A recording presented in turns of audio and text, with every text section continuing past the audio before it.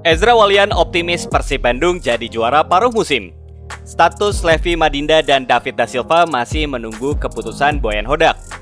Tyron Del Pino datang ke Persib, namun langsung ditolak oleh Bobotoh.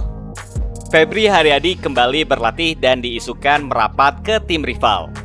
Mark Locke optimis Indonesia bantai Brunei Darussalam nanti malam. Berikut beritanya hanya di Bola Go Indonesia.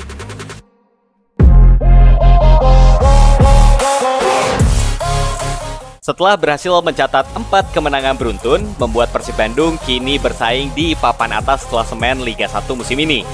Kini Persib berada di posisi ketiga dengan 28 poin, tertinggal 4 poin dari pemuncak klasemen Borneo FC Samarinda dan 3 poin dari Madura United. Ezra Walian pun berkomentar mengenai peluang timnya bisa naik ke puncak klasemen mengakhiri putaran pertama Liga 1 musim ini. Pasalnya, Persib menyisakan 2 laga sebelum jeda di setengah kompetisi. Kedepan, Maung Bandung akan menghadapi Borneo FC di Stadion Segiri pada tanggal 21 Oktober 2023 dan menghadapi PSS Sleman di Gelora Bandung Lautan Api pada tanggal 28 Oktober 2023. Target kemenangan di 2 laga berikutnya menjadi hal yang harus dikejar untuk Persib jika hendak naik ke posisi 1 klasemen Liga 1 musim ini. Fokus Ezra Walian dan skuad Persib adalah kemenangan. Apalagi dengan predikat yang kini diimban Persib sebagai tim paling produktif dan sulit dikalahkan. Sebagai catatan, saat ini Persib telah mengemas 29 gol dan baru merasakan 2 kali kekalahan di Liga 1 sampai saat ini. Masih berbicara persiapan Persib di 2 laga sisa di paruh musim Liga 1 musim ini. Sesi latihan perdana Persib usai diliburkan tidak dihadiri oleh beberapa pemain. Boyan Hodak mengabarkan perkembangan kondisi terkini dari skuad Maung Bandung. Ada 4 pemain absen yaitu Edo Febriansyah, Rahmat Irianto, Mark Locke, dan Daisuke Sato lantaran sedang membela timnas. Namun ada pemain yang sebelumnya menepi dikarenakan cedera, kini sudah kembali berlatih. Mereka adalah Ferdiansyah yang kembali dari cedera, serta Kakang Rudianto yang sembuh dari sakit cacar.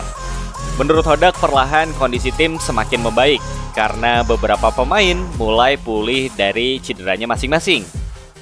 Kabar baik lain datang dari Febri Haryadi yang sudah mulai berlatih ringan. Sebelumnya, RX-Bow harus absen panjang karena menjalani terapi cedera paha. Kini Febri sudah mulai kembali ke lapangan dan berlatih jogging di tepi lapangan. Latihan yang dilangsungkan Febri pun dipantau langsung oleh fisioterapis dari tim dokter Persib. Melihat kemungkinan Febri akan kembali merumput, rumor Febri Haryadi akan pindah ke 3 tim besar Liga 1 pun mencuat. Febri dikabarkan akan dilepas Persib Bandung di bursa transfer bulan depan. Namun, jika Febri akan dibeli, maka tim tersebut perlu merogoh kocek yang lebih dalam. Pasalnya, Febri masih memiliki durasi kontrak dengan Persib sampai tahun 2026. Dalam jeda sesi latihan pagi tadi pun, pelatih Persib Bandung, Boyan Hodak, menyampaikan tidak mau terburu-buru dalam melakukan pergerakan di jendela transfer paruh musim ini. Bukan hanya soal pemain yang diburu, tetapi juga pemain yang akan dilepas maupun dipinjamkan. Rencananya jendela transfer paruh musim akan dibuka pada tanggal 1 sampai 28 November 2023. Pria asal Kroasia ini masih ingin melihat performa timnya di sisa laga putaran pertama, karena masih akan ada 2 pekan yang harus dijalani oleh semua kontestan. Hodak sendiri menyatakan bahwa sudah ada ketertarikan dari tim besar di Liga 1 dan 2 untuk mengambil beberapa pemain di skuad Persib Bandung saat ini. Begitu pula beberapa nama yang akan habis masa kontraknya bersama tim Persib. Salah satunya adalah David Da Silva. Perihal perpanjangan kontrak Da Silva, Hodak masih akan memantau situasi terkait pemainnya apakah akan dilepas atau tidak. Sebagai pelatih kepala, Boyan Hodak pun memberikan kode peluang adanya perubahan komposisi pemain di tubuh Persib jelang putaran kedua. Apalagi sosok Levi Madinda yang jadi andalan juga datang dengan status pinjaman selama setengah musim dari Johor Darul Takjim. Jadi, sampai saat ini, Boyan Hodak masih belum memutuskan kemungkinan perpanjangan kontrak David Da Silva dan kemungkinan dipermanenkannya Levi Madinda. Di sisi lain, teka-teki mengenai nasib Tyron Del Pino bersama Persib Bandung masih belum terjawab. Karena saat ini posisi gelandang serang asing masih ditempati oleh Levi Madinda. Boyan Hodak pun menyebut peluang Tyron untuk dipakai jasanya membela Persib masih sangat kecil. Karena sang pemain asal Spanyol tersebut menderita cedera pada bagian tendon Achilles. Hal ini yang membuat sang pelatih merasa Tyron masih butuh waktu untuk comeback ke Persib Bandung. Seperti yang diketahui, dalam waktu dekat Tyron akan tiba di Bandung lagi. Nantinya Del Pino akan dipantau kondisinya setelah menjalani pemulihan di Spanyol selama 3 bulan. Namun, sekali lagi, Hodak masih ragu jika Tyron kembali siap merumput lagi di sisa kompetisi di Liga 1 musim ini. Adapun respon dari para bobotoh atas kabar mengenai kembalinya Tyron ke skuad Persib, yang justru dianggap sebagai kabar buruk. Pasalnya, skuad Persib yang kini sedang on fire pun harus merelakan Levi Madinda jika Hodak memutuskan tetap menggunakan jasa Del Pino. Aksi penolakan bobotoh pun dianggap wajar, karena jika Tyron kembali, maka pemain Spanyol ini dianggap perlu membutuhkan waktu adaptasi kembali bersama skuad Maung Bandung. Di sisi lain, kondisi cedera Del Pino masih belum bisa dipastikan dan diprediksi akan kambuh jika dipaksakan untuk kembali bermain khususnya di laga-laga berat Persib ke depan. Sebelumnya, Tyron direkrut Persib saat Luis Mia masih menjadi pelatih kepala.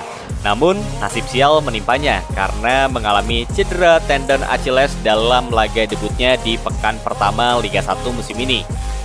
Karena cedera tersebut pun, Tyron dicoret untuk sementara waktu dan Persib meminjam Levi Madinda dari Johor Darul Takzim selama setengah musim. Bagaimana tanggapanmu, Bola Goers? Apakah Hodak akan lebih memilih Levi Madinda ketimbang Tyron Del Pino? Tulis tanggapanmu di kolom komentar. Tim nasional Indonesia akan menjamu Brunei Darussalam pada leg pertama babak kualifikasi Piala Dunia 2026 zona Asia. Pertandingan Timnas Indonesia melawan Brunei akan digelar di Stadion Utama Gelora Bung Karno, Jakarta malam ini.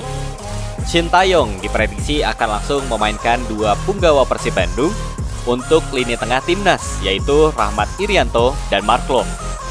Di sisi lain, gelandang Tim Nasional Indonesia Mark Klok optimis skuad Garuda akan menunjukkan permainan terbaiknya saat menghadapi Brunei Darussalam. Mark Klok menjelaskan timnas tidak akan memandang remeh permainan Brunei Darussalam. Meski di atas kertas Indonesia lebih unggul, skuad Garuda tetap harus fokus di pertandingan nanti. Pemain berusia 30 tahun ini menegaskan bahwa semua pertandingan timnas Indonesia itu penting. Mereka siap berjuang keras untuk meraih hasil maksimal di laga nanti.